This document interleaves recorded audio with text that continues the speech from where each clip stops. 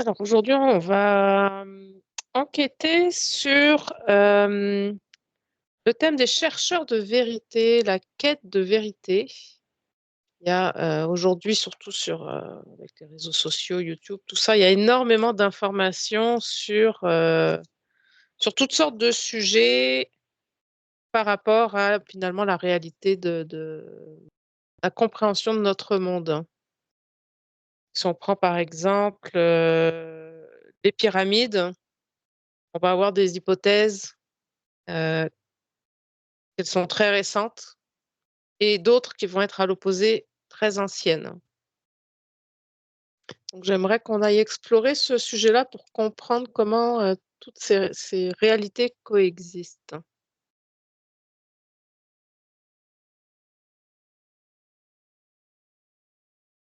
Alors, je vois un humain au point central d'un cercle. Et puis, selon là où il va aller se connecter, le segment qu'il choisira, son segment de réalité, il aura un résultat qui constituera une réalité potentielle. Et ainsi de suite. Donc, il y a des milliers de réalités possibles en fonction de ce à quoi on se relie. Parce qu'en se reliant à un segment, on dirige une énergie dans un sens et on crée une réalité particulière. Tu vois, c'est ça. D'accord. Donc toutes ces réalités coexistent Ouais. dans la matière ou sur un plan plus subtil? Disons qu'elles existent sur un plan subtil, puisqu'on a envoyé des pensées envers elles, et elles du coup, comment dire, se superposent dans la matière également. Tu vois, plus tu le renforces, plus tu t'y relis, plus tu y crois, plus cela va se développer dans la matière. Alors évidemment, c'est moins rapide que dans le plan subtil, puisque c'est dense, c'est lourd et ça prend plus de temps. Mais ça le crée aussi dans la matière. Ok. Et par exemple, si on prend là l'exemple que j'ai donné par rapport aux pyramides, comment est-ce que les deux peuvent coexister? Une réalité avec une autre, tu veux dire? Ouais, ouais. Il y a des deux réalités complètement très éloignées.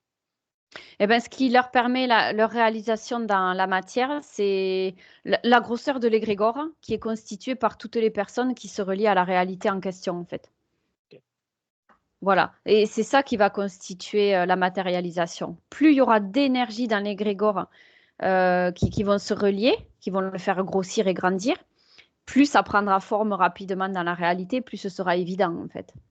C'est voilà, plus de personnes vont se relier à cette réalité-là, plus elle aura de chances d'être dense dans la matière, tu vois ce que je veux dire. D'accord, ouais. Donc, chacune existe dans la matière, mais voilà, à des degrés différents et selon les énergies qui ont été, qui ont permis cette création, qui les ont alimentées en fait. D'accord. Au départ, ce sont des croyances, hein. C'est bien ça? Au départ, ouais, ce sont des énergies au départ. Donc, oui, des croyances qui forment des égrégores, parce que des énergies qui se répètent, ça va former l'égrégore des croyances et ainsi de suite, quoi. C'est un peu sans fin, ça peut être très grand, très gros, très dense. Si on enlève toutes ces croyances, C'est le néant, ça n'existe pas. C'est ouais, c'est le vide, je vois le vide. d'accord. Et les pyramides, elles existent toujours. Oui, elles Est-ce existent que, toujours ma parce que tu as question, toujours des gens qui ont des croyances par rapport aux pyramides. Si plus personne n'avait de croyances par rapport aux pyramides, elles n'existeraient plus. d'accord.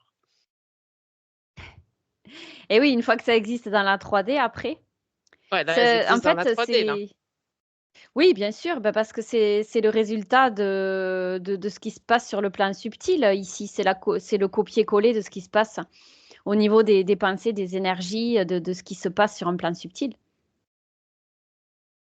Et c'est là qu'un Oui. un mental humain analytique bute, en fait. Bah, là, ma question, c'est, là, les pyramides existent. Elles ont été créées à un moment X, Mmh. de X façon, Y façon. Oui.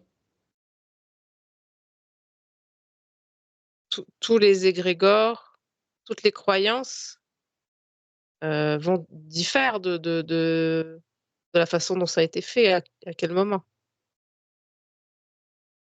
Disons que ceux qui les ont construites étaient dans certaines dispositions. Ils ont manifesté une certaine énergie pour les construire. Ils ont mis leurs croyances dedans, ce qu'ils avaient envie de faire avec, leur savoir. Tout a été, c'est tout un ensemble d'énergie qui a été mis là-dedans Ouais, pour que ça puisse prendre forme dans la matière. ouais. Donc ça reste Ouais, il y parce a que, une ouais, il y a une réalité, une certaine réalité, quoi. et oui, il y a une réalité, puis il y a des personnes qui se relient à ça, qui cherchent les infos autour de ces pyramides-là. Il y en a qui veulent, qui veulent aller, qui voudraient les visiter, d'autres qui cherchent à retrouver les vestiges. Donc, c'est ça qui permet de le maintenir dans la réalité 3D. Donc, ça a été créé et tant que c'est alimenté, ça existera d'une façon ou d'une autre. Ouais. Tant que les énergies qui l'alimentent et qui entrent en résonance avec cette réalité de pyramide-là, ça Mmh. existera, oui. Et ça peut OK. être très divers et varié, tu vois. Ouais, Il y ouais, a beaucoup de croyances, beaucoup de choses qui tournent, qui gravitent autour de cette construction. Donc, oui. Et justement, observe tout ce qui se joue autour, hein. c'est un peu comme une fourmilière, en fait. C'est le centre d'intérêt, je vois, tu vois. C'est un peu comme si ça brillait, c'était lumineux. Et toutes les personnes qui se relient autour, qui pensent à ces pyramides-là, à leur construction, à comment ça a été construit à l'époque, à ce qui se dit, à telle personne qui parle de ces pyramides, aux livres que les personnes peuvent acheter, aux émissions à la télévision. C'est tout ça, en fait. C'est en continu, en mouvement, finalement. Et c'est des tas de sujets qui alimentent leur réalité dans la 3D, finalement. Oui, c'est ça. D'accord, ouais. Donc il y a vraiment, voilà, des croyances multiples, ouais, si on reste sur les pyramides, quoi, il y en a, ils vont dire: «C'est les extraterrestres», d'autres: «C'est les Atlantes», Et oui, complètement, complètement. Alors du coup, bah, plus l'égrégore est gros, bah, plus ça va exister réellement dans la 3D, effectivement. Puisque si tu mets l'énergie en mouvement, l'énergie, quand on l'a mise en mouvement, regarde, elle a réussi à construire qui nous sommes avec notre corps physique. Pourquoi pas une pyramide? Parce que tu pars d'une ouais, énergie invisible, tu pars de rien. Et tu arrives à matérialiser un corps humain avec toutes les ramifications, la circulation sanguine, les milliards de cellules dans la 3D. C'est énorme. Pourquoi pas un monument? C'est la même chose, en fait. est-ce qu'on peut dire qu'il y a une réalité originale? Qui est sur le plan subtil, oui, effectivement. Mais ça a été créé par les énergies, les pensées, Ouais, tout ça, c'est parti de ce plan-là, ouais. Mais au départ, ça n'a existé que parce qu'on y a pensé. Sinon, ça n'aurait oui, pas bien sûr. existé à l'origine, ouais. Ouais, ouais, c'est ça. Oui, bien sûr. Oui, bien sûr, pour mettre voilà, une création en mouvement sur le plan physique, il y a une pensée à l'origine. Exactement. Ouais, Ouais. ça on est d'accord. Ouais, l'idée de l'enquête, c'est vraiment d'explorer comment toutes ces réalités coexistent, hein. Parce qu'il y a voilà, il y a tellement de théories sur toutes sortes de sujets, donc là, j'ai pris les pyramides en exemple, mais Mm, mm. et voilà, il y a une infinité de sujets, de choses qui coexistent, qui sont à l'opposé les unes des autres et je pense que beaucoup sont, étourdis par toutes les informations contradictoires qu'on peut trouver, aujourd'hui.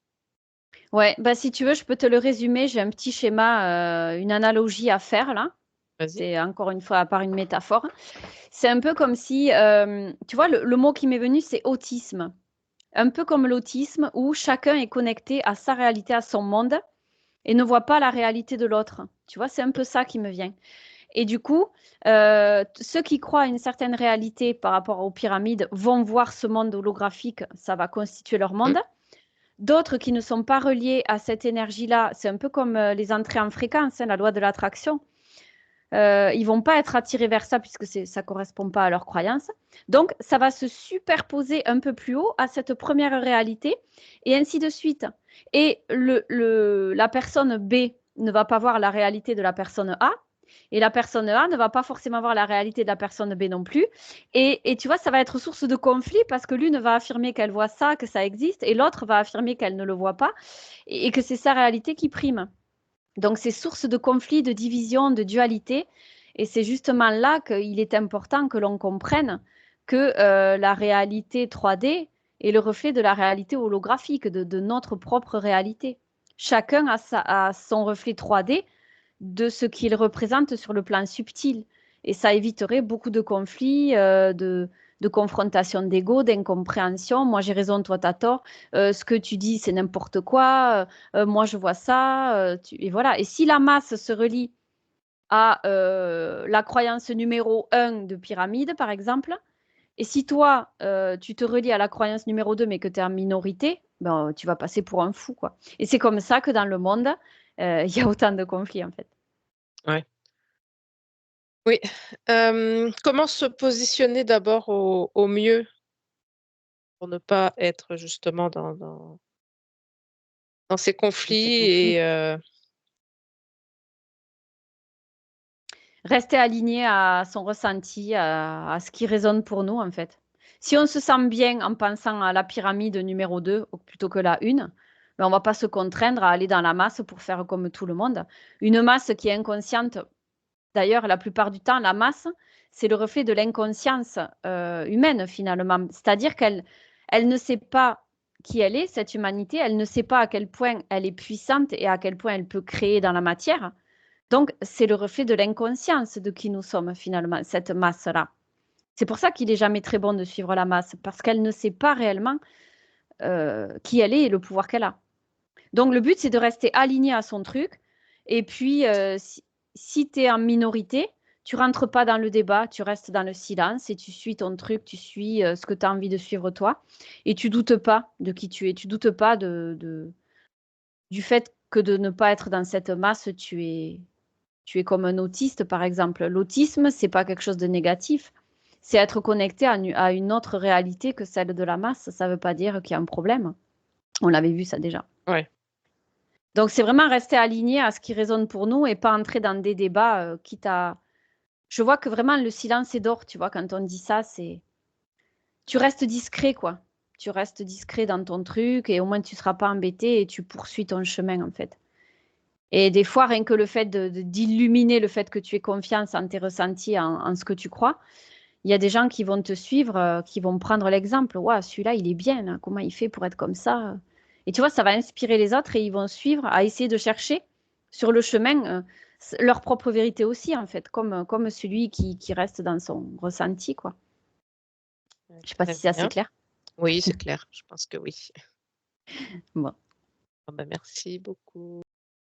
c'est à toi.